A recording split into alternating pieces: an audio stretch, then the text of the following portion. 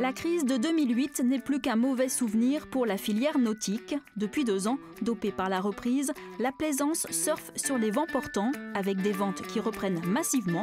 Petits ou grands chantiers, tous recrutent à tour de bras dans l'Ouest.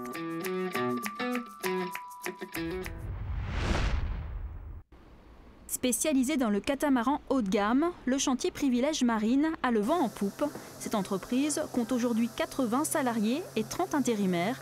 Son objectif, doubler sa production, c'est-à-dire passer de 10 à 19 bateaux dès l'an prochain. Mais ça coince, faute de personnel. C'est un impératif de trouver des gens pour pouvoir faire notre production au mieux et dans les délais qu'on s'est fixés. Notre objectif sur l'année prochaine, c'est une livraison, notamment pour le série 5, sur 5 semaines, qu'on doit réduire chaque année d'1 semaine, pour arriver aux alentours de 3 semaines dans 2 ans.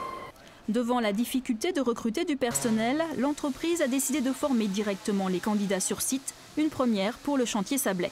Alors au mois de janvier, on va accueillir donc 20 stagiaires à peu près, qu'on va dispatcher sur différents postes de travail. Par exemple, on peut confier à cette jeune dame un stagiaire qui va faire du drapage. Mais il y aura toujours le formateur du Greta qui sera là pour donner les directives, pour donner les méthodes, pour suivre la personne et la former sur le site et sur la pièce. En Bretagne, il y a tout un tissu de chantiers artisanaux, comme celui du Guip dans le Finistère. Ici, on est passé de 20 charpentiers de marine à 30 en 2 mois. Les carnets de commandes sont pleins pour 2 ans, mais pas facile aussi pour ce chantier de trouver de la main-d'œuvre qualifiée. Notre travail, comme vous pouvez le voir, est un travail de qualité. Il faut du temps pour faire les choses, il ne faut pas être à la course. Donc il a fallu embaucher. Et l'embauche, il faut trouver de l'encadrement, il faut être capable d'accompagner les jeunes qui évidemment découvrent la culture de l'entreprise et aussi vont continuer à se former au chantier. Il y a toujours quelqu'un qui a de l'expérience, qui encadre des jeunes. De toute façon, notre travail est d'équipe, on fait très peu de choses tout seul. Pour Beneteau, numéro 2 mondial du nautisme, les ventes pour l'année à venir s'annoncent exceptionnelles. Les usines tournent à plein régime, comme ici en Vendée. Et malgré la titularisation d'intérimaires, la main-d'œuvre manque encore. J'ai fait en tout 2 ans et demi d'intérim. Et je suis revenue ici il y a 1 an et au bout de 8 mois, j'ai eu un CDI.